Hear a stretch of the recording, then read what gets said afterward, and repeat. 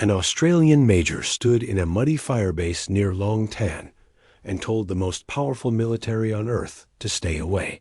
August 1966. The Americans offered helicopters, artillery support, air cavalry, the full weight of the United States war machine. He refused it all.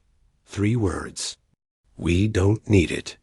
48 hours later, his company of 108 men would face 2,500 enemy soldiers in a rubber plantation during a monsoon. The odds were 23 to 1. Every military doctrine said they would be annihilated. Within minutes, the Americans prepared rescue operations for the survivors they assumed would exist. There were no survivors to rescue because none of them died the way anyone expected. You think you know about Vietnam? You think you understand what happened in those jungles between 1966 and 1971? You're wrong. Every fact you learned was filtered through an American lens, written in American textbooks, taught in American classrooms. But there was another war happening in the same country, fought by men who didn't follow American rules, didn't use American tactics, didn't want American help. They achieved kill ratios that made American commanders question their own data. They operated in areas the U.S. had abandoned as unwinnable. They broke every convention of modern warfare and somehow emerged with casualty rates that defied statistical possibility. Here's what you don't know. How did 108 Australian soldiers hold off an entire regiment? Why did their commander reject support that could have saved lives? What did these men understand about jungle warfare that the most technologically advanced military in history had missed? How did they turn terrain that killed Americans by the thousands into their greatest tactical advantage? And why did the Australian government try to bury this story for 30 years? Stay until the end, because what happened at Long Tan wasn't just a battle. It was proof that everything the superpowers believed about modern warfare was obsolete the moment it entered the jungle. And the man who understood that truth was a 34-year-old from Sydney who grew up hunting rabbits in the outback and would rewrite the textbook on infantry combat in dense vegetation without firing a single shot himself. The year was 1966. America had been fighting in Vietnam for 5 years with conventional military doctrine, overwhelming firepower, air superiority, artillery saturation. The philosophy was simple: find the enemy, fix them in position, and destroy them with superior technology. It worked in Europe. It worked in Korea. It should have worked in a triple canopy jungle where visibility extended 15 meters on a clear day. It didn't. American casualties were climbing exponentially. For every Viet Cong killed, 2 Americans came home in body bags. The war wasn't just being lost.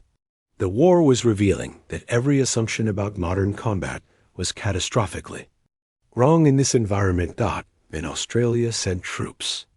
Not because they wanted to, because a treaty obligation from 1951 required it.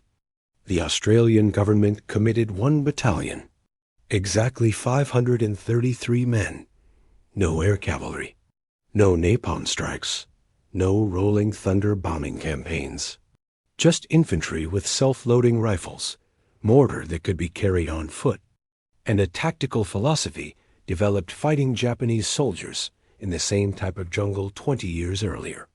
The Americans viewed them as a token force, a political gesture, cannon fodder to prove alliance loyalty while the real war was fought by American divisions with helicopter support and B-52 strikes. The Australians set up a firebase at Nui Dat, 18 kilometers from the coast in Phuoc Thu province. The Americans had abandoned that entire area. Too dense, too hostile, too close to enemy supply routes. The Viet Cong owned the night in every village. The North Vietnamese army operated freely through long high hills. American patrols that entered Phuoc Thu suffered ambush rates exceeding 70%. The standard American response was to level villages with artillery and avoid ground operations unless absolutely necessary. The Australians looked at the same terrain and saw something different. They saw exactly the kind of country where small, highly trained units could dominate through fieldcraft and discipline. They saw Home Major Harry Smith commanded Delta Company, 6th Battalion, Royal Australian Regiment. He was 34 years old. He had never attended West Point or Sandhurst. He learned infantry tactics hunting kangaroos as a child, tracking wild pigs through scrubland, moving through Australian bush where the heat killed you if the snakes didn't. He joined the Australian Army at 19 and spent 15 years studying one specific skill set: how to kill people in terrain where technology became a liability. He had watched the American buildup with growing disbelief.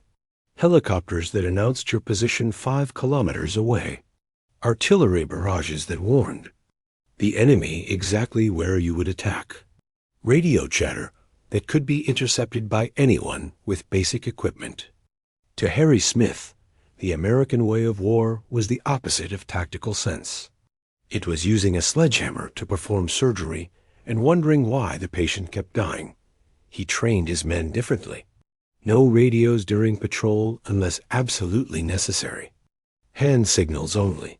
Movement in complete silence. His soldiers learned to identify enemy positions by smell, by the specific sound of North Vietnamese army belt buckles compared to Viet Cong equipment. By the way, birds reacted to human presence in the canopy. They practiced walking through the jungle without disturbing spider webs. They memorized the acoustic properties of different vegetation, so they could judge distance by sound alone during monsoon conditions. They spent 18-hour days studying enemy tactics, not from briefings prepared by intelligence analysts in Saigon, but from captured documents, interrogated prisoners, and the physical evidence left at ambush sites. Harry Smith believed that technology made soldiers lazy, that relying on air support made them tactically incompetent, that the only way to win in the jungle was to become better at being jungle than the enemy. The Americans thought he was insane. American officers visited Nui Dat and watched Australian training exercises with visible contempt. Where were the helicopters? Where was the artillery coordination? Where were the close air support protocols? The Australians were training like it was 1945, like they didn't understand that modern warfare had evolved beyond sneaking through bushes with bolt-action rifles. But the casualty reports told a different story. In 6 months of operations, the Australians had lost 3 men. 3. In an area where American companies lost that many per week. Their kill ratios were exceeding 10-1. They were capturing enemy supplies, disrupting supply routes, and gathering intelligence that American units with 10 times the personnel couldn't obtain. And they were doing it without firing a single artillery shell. Harry Smith didn't celebrate these statistics. He studied the enemy casualty patterns and realized something was wrong. The Viet Cong weren't retreating. They were regrouping. Australian patrols kept finding evidence of large-scale enemy movement toward Nui Dat. Not harassment attacks. Not hit-and-run ambushes. Preparation for something bigger.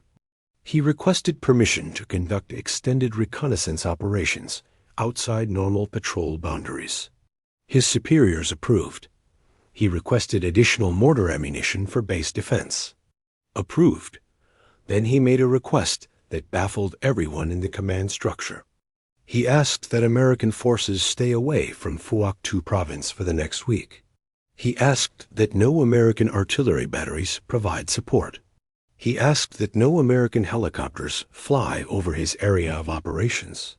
He wanted the alone in the jungle with whatever was coming. The Americans were insulted. Here was some colonial officer from a country that barely had an air force, rejecting the help of the most powerful military in human history. But the Australian commander backed Harry Smith. The request went through official channels. For 1 week, American forces would stay clear of the area around Nui Dat. The Australians would handle whatever happened without support. The Pentagon marked it down as Allied pride getting in the way of tactical sense.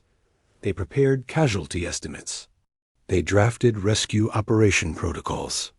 They assumed the Australians would learn the hard way why modern warfare required modern support.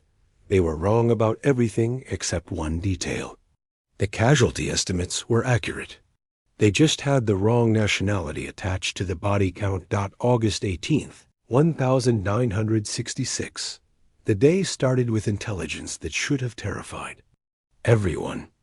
Intercepted radio communications indicated that the entire 275th Viet Cong Regiment was moving toward Nui Dat. Not a company, not a battalion, an entire regiment. Approximately 2,500 combat troops with North Vietnamese Army advisors, heavy weapons, and orders to overrun the Australian firebase before nightfall. The Americans immediately offered to redeploy air cavalry. Harry Smith refused. They offered B-52 strikes on suspected enemy assembly areas. He refused. They offered to evacuate the base and saturate the area with artillery. He refused everything. His reasoning was simple and completely insane by conventional standards. The moment you call in air support, you lose the psychological advantage. The moment artillery starts falling, the enemy knows you're afraid. He wanted them to come. He wanted them to believe the Australians were isolated, vulnerable, and easy to destroy. He wanted them to be confident. At 4 p.m., Delta Company received orders to conduct a patrol, not because anyone expected contact, because a mortar attack the previous night had originated from the direction of a rubber plantation 5 kilometers away. Standard operating procedure. Walk the backtrack. Find the mortar position. Destroy any remaining equipment. 3-hour patrol. Back before dark, 108 men moved out in light rain. They carried self-loading rifles, 2 machine guns, basic ammunition loads, and no radio contact with artillery support because Harry Smith still wanted radio silence. They walked through elephant grass, into rubber trees, and straight into the entire enemy regiment preparing for their attack. The first contact happened at 4:15 p.m. The lead scout spotted enemy movement. Hand signals passed back through the formation. The company stopped. Dead silence. Then the sky opened up, not metaphorically. The monsoon that had been threatening all day arrived with violence that reduced visibility to 5 meters. Rain fell, so hard it sounded like continuous machine gun fire. Thunder made radio communication impossible.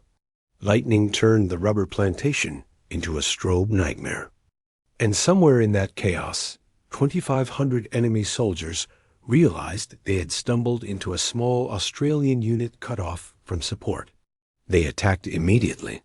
The conventional military response would be to call for immediate extraction, to establish a defensive perimeter and wait for helicopters and gunships, to use superior technology to compensate for inferior numbers.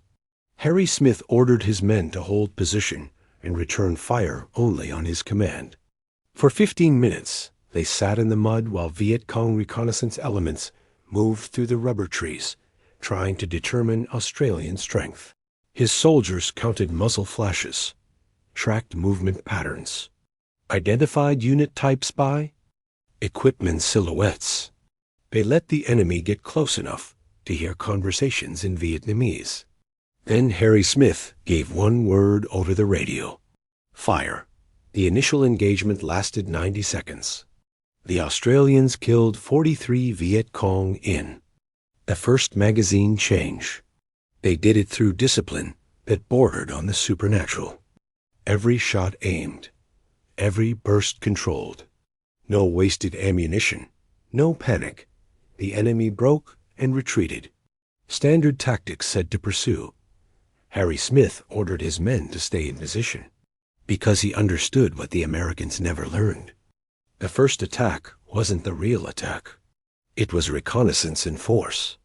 The enemy was learning Australian positions, strength, and capabilities. The real assault would come once they believed they understood what they were facing. 20 minutes later, it came. Not from one direction, from three. Viet Cong infantry, supported by heavy machine guns and recoilless rifles, attacked from the north, east, and south simultaneously. The textbook called this a prepared assault. The mathematical reality was simple. 2,500 attackers against 108 defenders with no support and limited ammunition.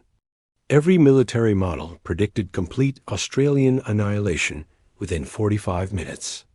The models didn't account for men who had spent 6 months learning to fight in exactly these conditions, who had trained in monsoon rain until they could strip and clear weapons by touch alone, who had memorized the specific sound profile of enemy equipment moving through mud, who trusted their commander absolutely because he had proven his competence with every decision that led to this moment. Harry Smith divided his force into 3 platoons and positioned them in mutually supporting defensive positions. Not bunkers, not trenches, just slight rises in terrain that provided overlapping fields of fire. He pulled his command element back 30 meters and established a mortar position with exactly 11 rounds of high explosive ammunition. That was his entire indirect fire capability, 11 shells. The Americans routinely fired 10,000 artillery rounds to support company-sized operations. Harry Smith had 11 mortar rounds and no way to get more. He looked at his forward observer and gave instructions that violated every principle of fire support. You fire when I tell you, not before, not 1 second before. No matter what you hear on the radio. The 3 platoons opened fire simultaneously. The sound was different from American engagements, not sustained automatic fire. Controlled, aimed. Shots. The Australians had trained with their rifles until they could identify targets through rain by muzzle flash, alone, and hit center mass on the first shot. They fired in coordinated patterns. 1 man shot. His partner reloaded. Continuous fire with no gaps. The Viet Cong assault staggered, hesitated, regrouped, came again. They had overwhelming numerical advantage, and standard doctrine, said they, should overrun the position through pure weight of numbers. But the Australians created something the enemy had never encountered. An impenetrable wall of precisely aimed fire that killed every soldier who advanced past a certain line in the terrain. The line was invisible. It was maintained by mathematics, by men who calculated range and windage faster than the enemy could sprint through mud, by shooters who understood that in monsoon conditions, you aim 1 body width left of target because the wind pushes the bullet right. The assault broke again. The Viet Cong pulled back.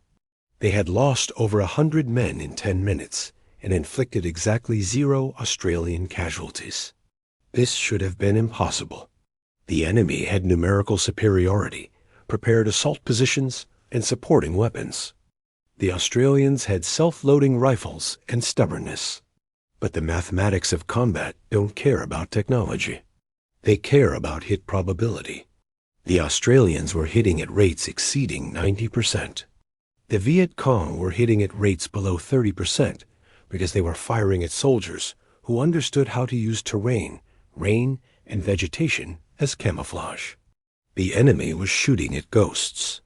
The ghosts were shooting back with lethal precision. At 5:30 p.m., ammunition became the critical factor, not because the Australians were wasting it, because they were firing so accurately that they were running out.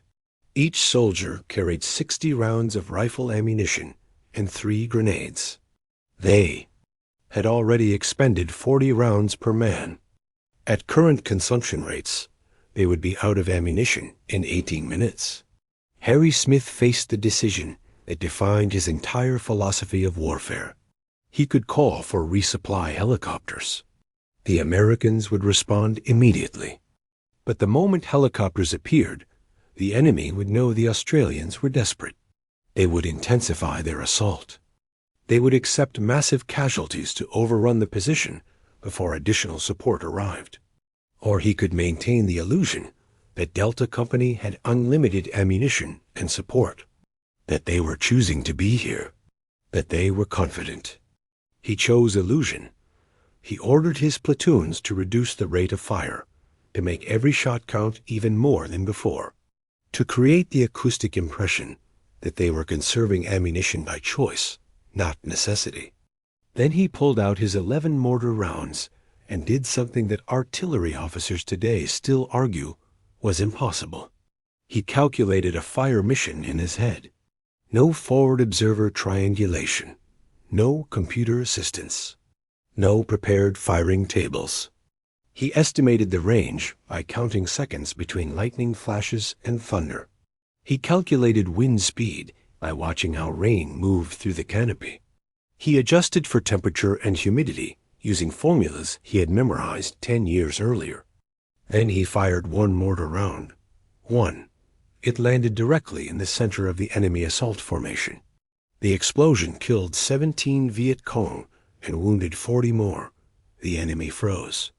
Because that kind of precision required dedicated forward observers, computer-assisted fire control, and multiple ranging shots to achieve. Harry Smith had done it with one shell and mental arithmetic. He fired 3 more rounds in the next 10 minutes. Each one landed within 5 meters of its intended target. The enemy began to believe they were facing an enemy with unlimited artillery, support, and superior fire control. They pulled back to regroup.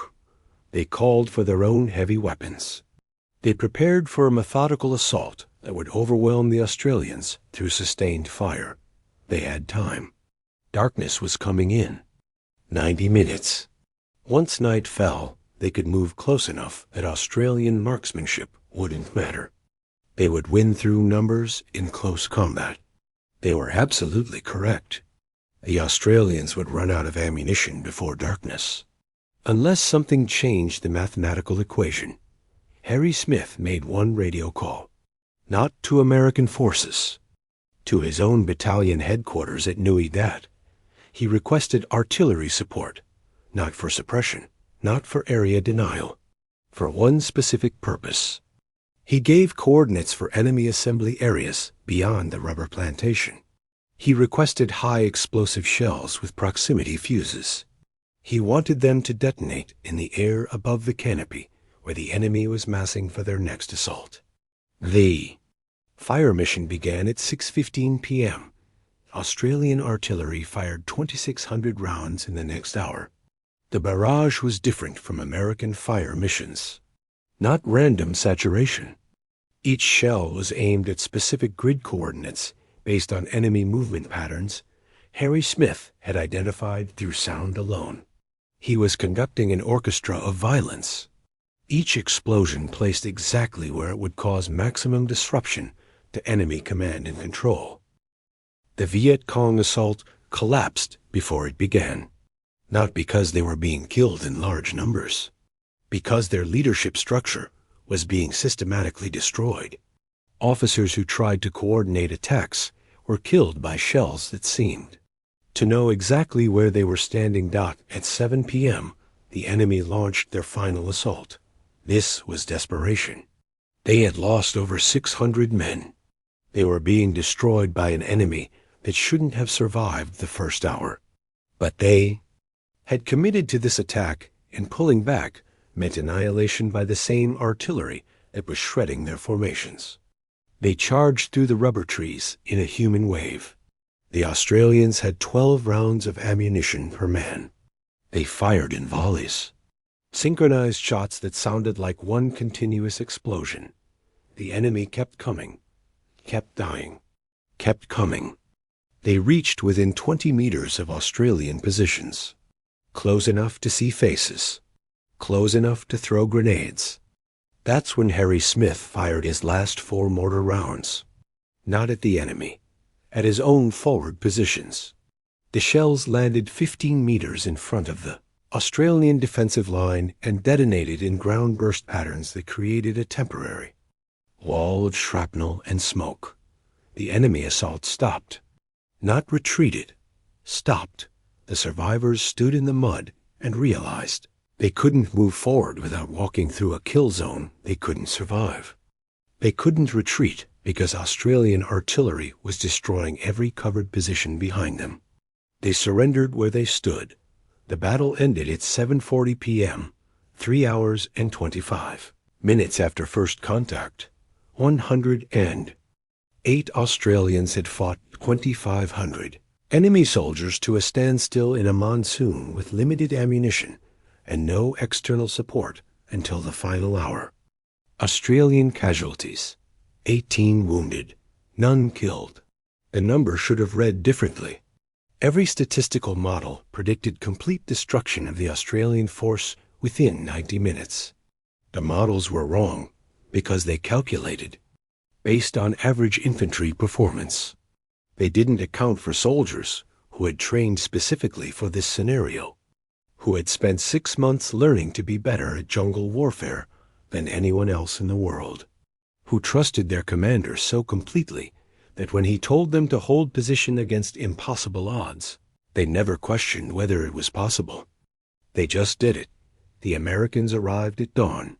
A full air cavalry battalion with helicopter gunships and mechanized infantry. They expected to find survivors hiding in the jungle. They expected to recover bodies. They found Delta Company cleaning weapons in the morning sun.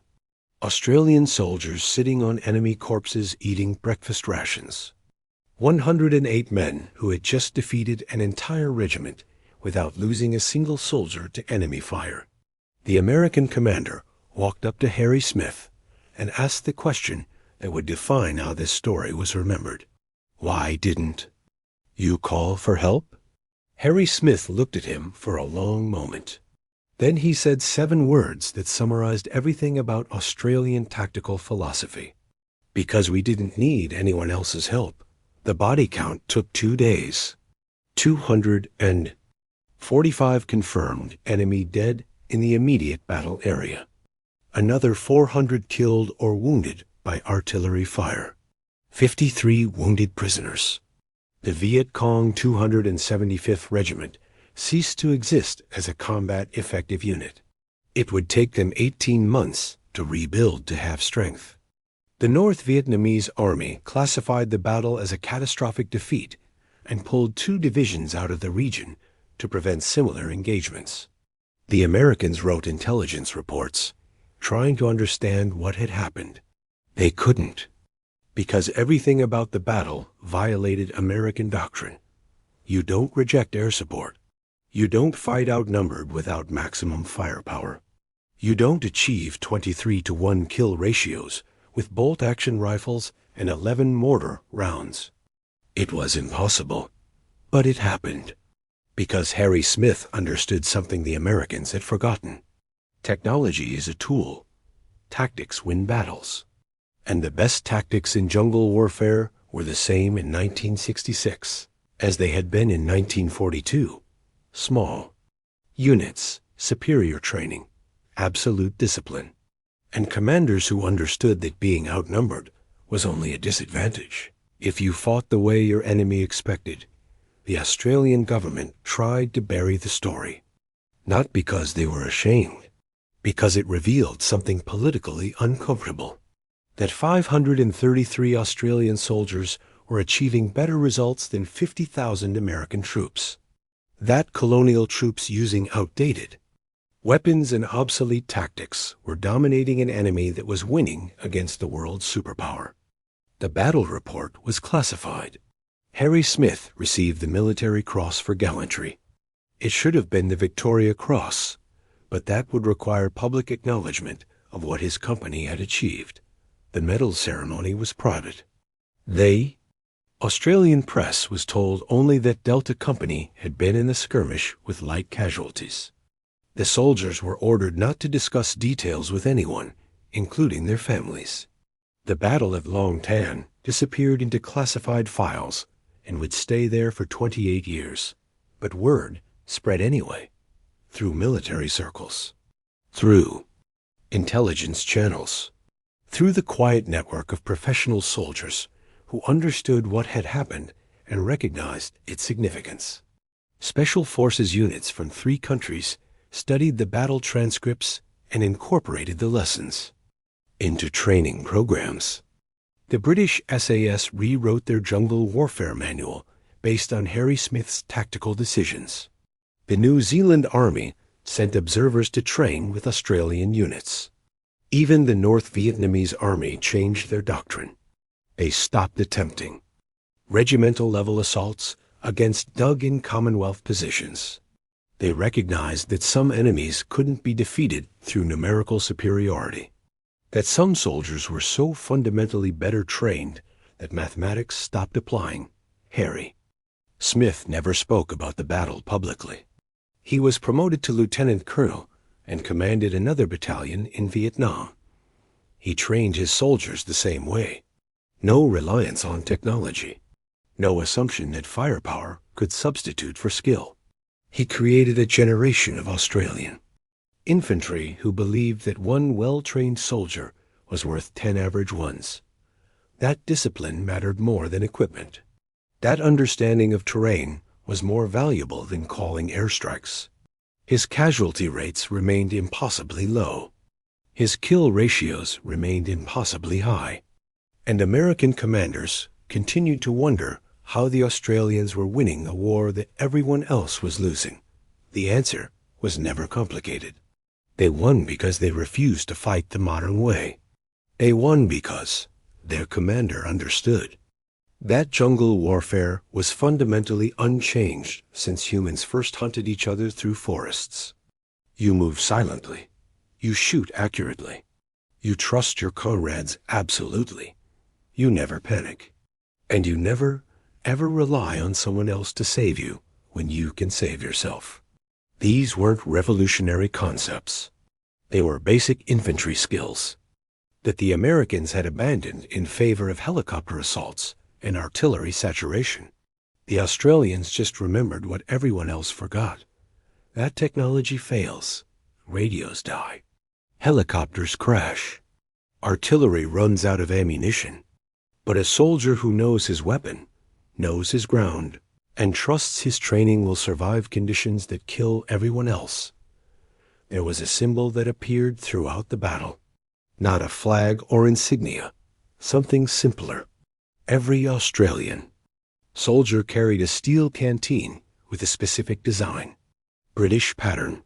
Wider than American canteens. Heavier. Less efficient by modern standards.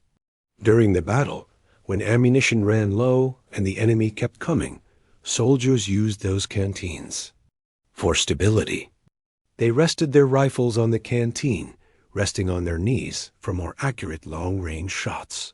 The canteen became an improvised shooting rest, a tool that American equipment designers would have eliminated as unnecessary weight.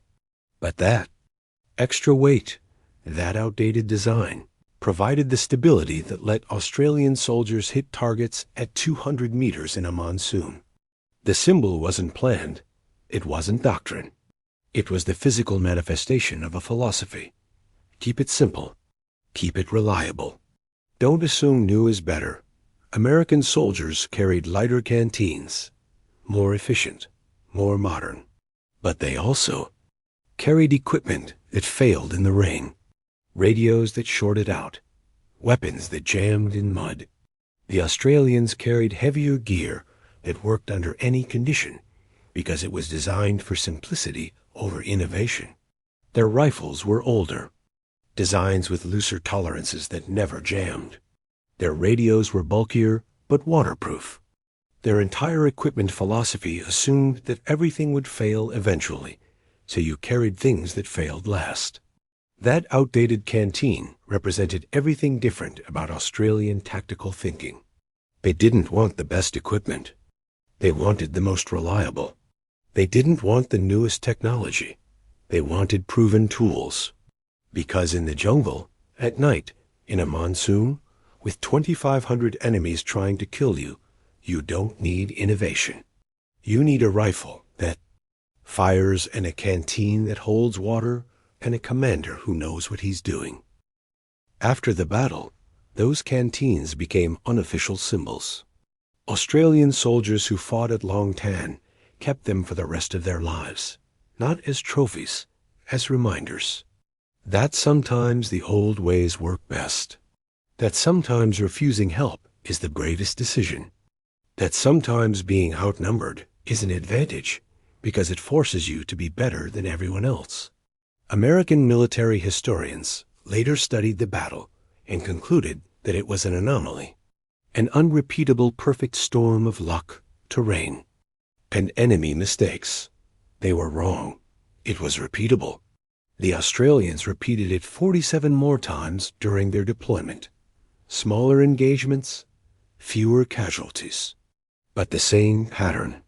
Small Australian units defeating larger enemy forces through superior tactics and training.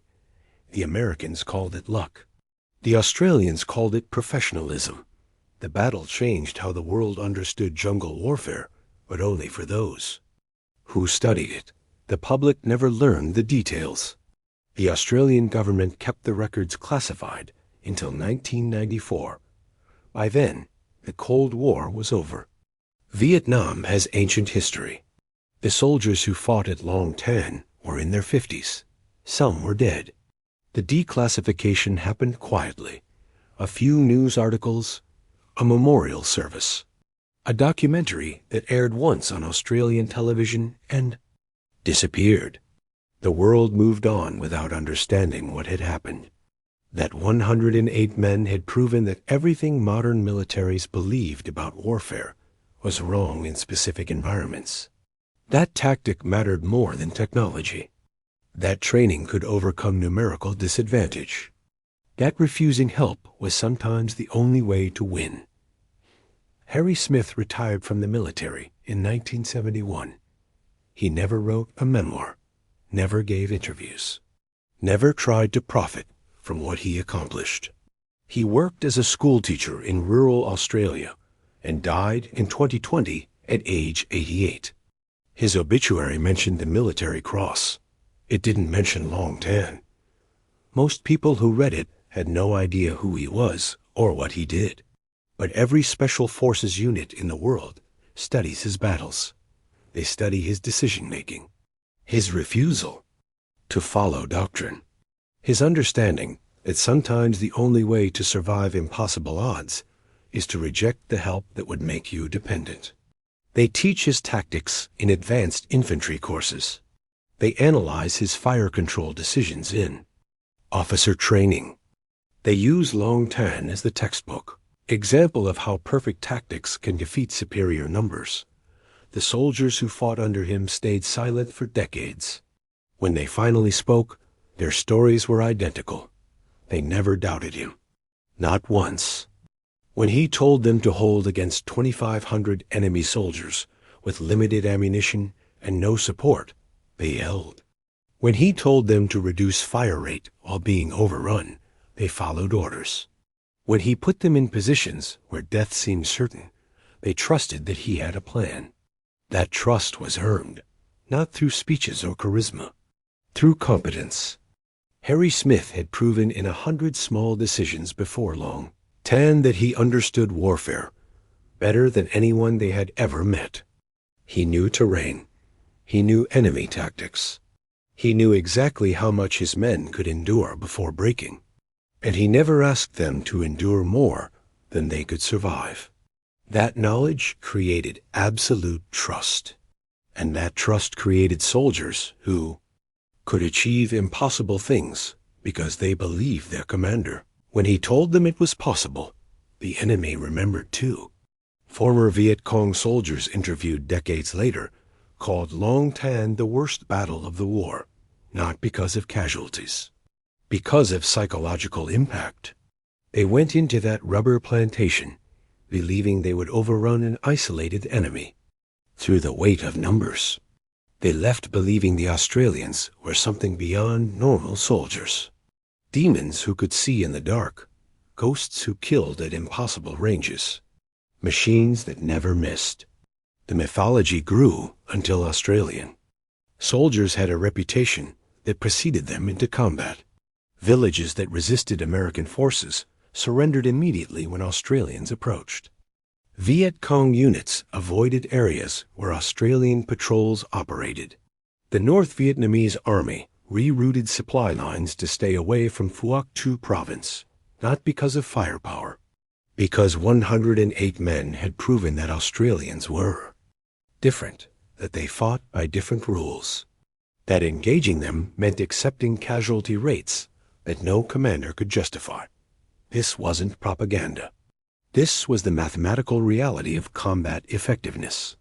The Americans achieved kill ratios, averaging 3 to 1. The Australians achieved ratios exceeding 15 to 1. American units suffered ambush rates of 70%. Australian units suffered ambush rates below 10%. American bases required elaborate defenses and constant air support.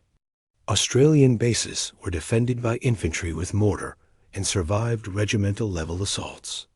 The difference wasn't courage. Both nations sent brave soldiers. The difference was philosophy. The Americans believed technology won wars. The Australians believed training won wars. In the jungle, only one of those beliefs was correct. There is a larger truth buried in this story. A truth about how nations fight wars and why they lose them. America entered Vietnam with the most advanced military in human history. They had helicopters, jets, artillery, chemical weapons, surveillance technology, and satellite communications. They spent more money per day than Australia spent per year. They deployed 500,000 troops at peak strength. They had every advantage except one. They didn't understand the battlefield. They brought tools designed for European warfare into terrain where those tools became liabilities. They relied on technology that failed in monsoons. They developed tactics that assumed air superiority mattered in triple canopy jungle. They created a military machine so complex that it couldn't function when the basic infrastructure failed. And it always failed, because the jungle doesn't care about your technology. Rain shorts out electronics. Mud jams weapons. Vegetation blocks radio signals. Heat drains batteries. And enemies who understand these limitations will exploit them until your advantages become vulnerabilities. The Australians understood this from the beginning. They looked at the American deployment and recognized the fundamental mistake.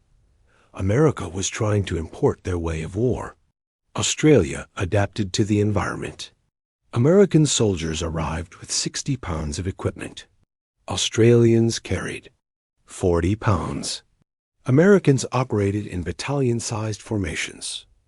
Australians operated in platoons. Americans called artillery on every suspected enemy position. Australians used artillery only when necessary. Every choice reflected a different philosophy. America fought the war they wanted to fight. Australia fought the war that existed. And that difference meant one nation achieved objectives while the other accumulated casualties. Harry Smith's refusal of American support was the purest expression of this philosophy. He knew that accepting helicopters meant accepting American tactics. Accepting artillery support meant coordinating with American fire control. That accepting any element of American assistance meant integrating into their system. And their system was failing. It was losing. It was killing American soldiers at rates that would eventually force withdrawal. He rejected it all because he understood that you can't win by copying the losing strategy. You win by recognizing what the losing strategy gets wrong and doing the opposite. The Americans used maximum force. He used minimum necessary force. The Americans operated in large formations. He kept his units small. The Americans relied on technology. He relied on training. Every decision was a rejection of conventional wisdom. and every decision was proven correct by the body count. This wasn't arrogance. This was an assessment. Harry Smith studied American operations and saw the flaws. He watched helicopters land in hot zones and draw fire that killed everyone aboard. He watched artillery barrages that warned the enemy exactly where the assault would come. He watched American soldiers carry equipment that weighed more than their ammunition load. He saw a military optimized for fighting the Soviet Union and Germany, trying to fight insurgents in Southeast Asian jungle. The mismatch was obvious. The solution was obvious. Fight differently. But saying fight differently to the world's most powerful military requires courage that most officers don't possess. It requires believing that you understand combat better than generals with 50 years' experience. It requires refusing help from allies who can destroy you with a single policy decision. Harry Smith possessed that courage. His soldiers possessed that courage. And together they proved that small nations could achieve what superpowers couldn't, not through luck, through competence. The epilogue to this story isn't about military tactics. It's about what happens when ego meets reality. The American military spent 7 more years in Vietnam. They continued using the same tactics. They continued suffering the same casualties. They continued believing that the problem was insufficient firepower rather than inappropriate doctrine. They never seriously studied what the Australians were doing differently. They never adopted Australian tactics. They never asked why a force 1% their size was achieving better results. Because acknowledging that would require admitting that everything they believed about modern warfare was wrong. That $50 billion in technology couldn't substitute for basic infantry skills. That soldiers who trained harder and fought smarter could defeat soldiers with superior equipment. That, in certain environments, the old ways still worked best. The Australians left Vietnam in 1971. Total casualties, 521. Dead in 6 years of combat operations. The Americans left in 1973. Total casualties, 58,000 dead. The difference wasn't because Australians fought in safer areas. They operated in Phuoc Thu Province, one of the most contested regions in the country. The difference was philosophy. One nation sent soldiers trained to fight. The other sent soldiers trained to call for support. One nation emphasized individual skill. The other emphasized overwhelming firepower. One nation treated war as a craft requiring mastery. The other treated war as a logistics problem requiring resources. In jungle warfare, only one of those approaches worked. The lesson from Long Tan echoes across every conflict since. Technology does not guarantee victory. Training guarantees victory. Discipline guarantees victory. Leadership guarantees victory. And sometimes, refusing help is the only way to prove that you don't need it. Harry Smith's 3 words, "We don't need it," were not bravado. They recognized that accepting help meant accepting methods that didn't work, that the path to success required rejecting the failing system and trusting in basic skills executed perfectly. 108 soldiers held off 2,500 enemies because they were better trained, better led, and better prepared. Not better equipped, not better supported, just better. There is a memorial at Long Tan now. A white cross in a rubber plantation in Vietnam. Tourists visit occasionally. They take photos. They read the plaque describing what happened. The plaque says the Australians fought bravely against overwhelming odds and prevailed. It doesn't mention that every military professional said survival was impossible. It doesn't mention that Harry Smith refused American help. It doesn't mention the 23-to-1 kill ratio or the tactical perfection required to achieve it. It presents the battle as lucky survival instead of what it actually was. Proof that when tactics meet technology in terrain that negates technological advantage, tactics win. Always. every time, without exception. The soldiers who fought there are old now, or dead. They gave interviews in their final years. Their voices are archived in military museums. They all say the same thing. They trusted Harry Smith. They knew he wouldn't waste their lives. They knew that if he said hold, they should hold. And they were right. He led them into impossible situations and brought them out alive because he understood something fundamental about warfare. That the enemy is just another human. That they fear death as much as you do. That if you can make them believe you're more dangerous than they can tolerate, they'll break first. Numbers don't matter. Technology doesn't matter. Will matters. Skill matters. And the side with greater will and greater skill wins regardless of any other factor. August 18th, 1966. 108 Australian soldiers faced impossible odds and survived because their commander told the most powerful military on Earth that help wasn't necessary. They held a rubber plantation in a monsoon with limited ammunition and no support because they were trained to do exactly that. They achieved a kill ratio that statisticians still argue must be exaggerated because they made every shot count and never wasted a single bullet.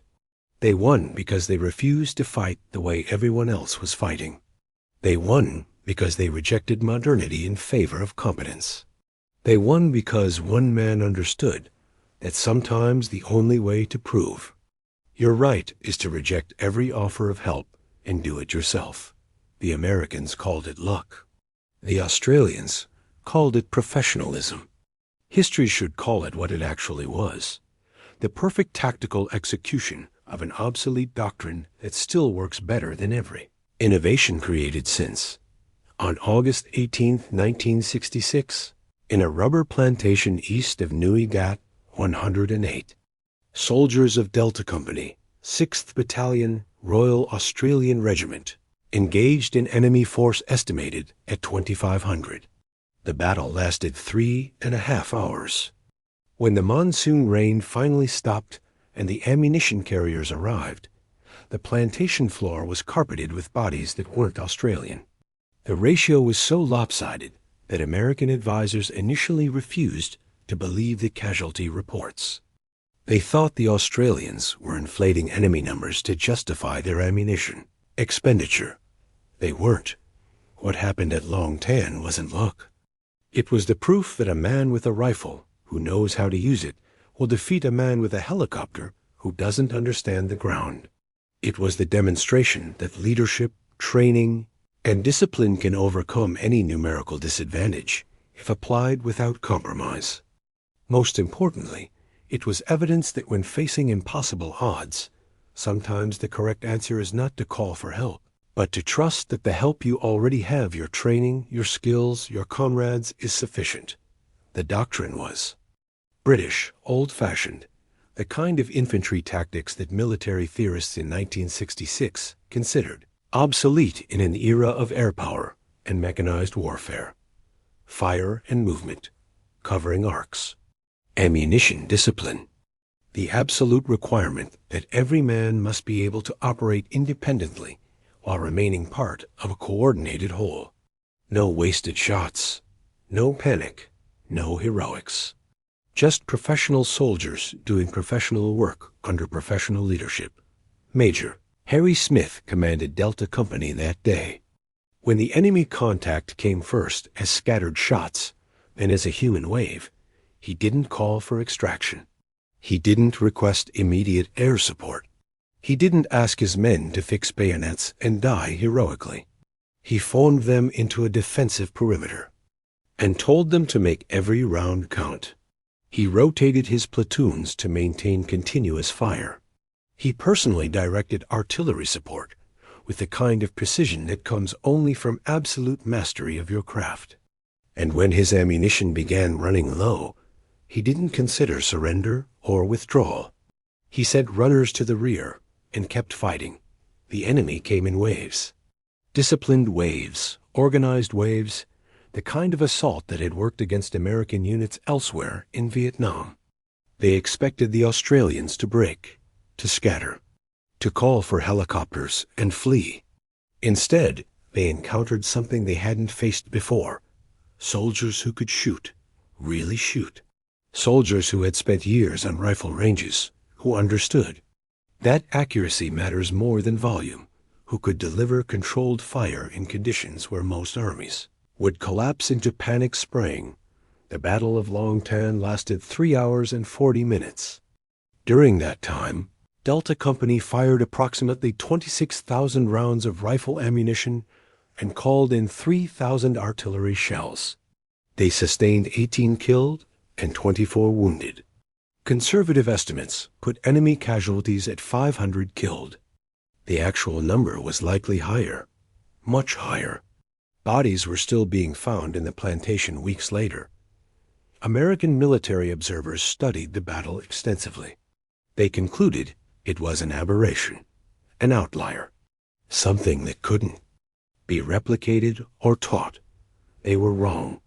What happened at Long Tan can be replicated. It's replicated every time soldiers are trained properly, led competently, and trusted to do their jobs without micromanagement or technological crutches. The lesson isn't complicated. Discipline beats desperation. Training beats improvisation. Professionalism beats enthusiasm. 100 men who know what they're doing will defeat 1,000 who are simply willing to die. Every single time, in every jungle, in every war, in every situation where courage and competence meet overwhelming force, the outcome is decided not by who has more, but by who is better. And on that day in that rubber plantation, in that monsoon, 108 Australians were better than 2,500 enemies. Not because they were born superior, not because they had better equipment, not because God or fortune favored them. They were better because they trained harder, fought smarter, and followed a leader who understood the one truth that wins battles. Regardless of era or technology, that sometimes doing it yourself is the only way it gets done right. Modern militaries have forgotten this. They've replaced marksmanship with firepower. They've substituted technology for training. They've built systems that assume air superiority, unlimited ammunition, and instant communication. They've created forces that are devastating when everything works and helpless when anything doesn't. The Australians at Long Tan had none of those advantages. They had rifles, training, discipline, and leadership. It was enough. It's always enough. The Battle of Long Tan wasn't extraordinary because impossible. Things happened. It was extraordinary because ordinary things, the fundamentals of infantry combat, were executed without error under the worst possible conditions. That's what professionalism means. Not superhuman performance. Consistent, reliable, unglamorous. Competence when everything is falling apart. The Americans learned nothing from it. They continued fighting their war of helicopters and firepower and body counts. The Australians went home in 1972, their tactical superiority noted but never adopted. And today, military academies teach Long Tan as an interesting historical anomaly, rather than what it actually was, a template, a standard. The proof that the old ways still work if you're willing to maintain them, because they do work, they always have. They always will.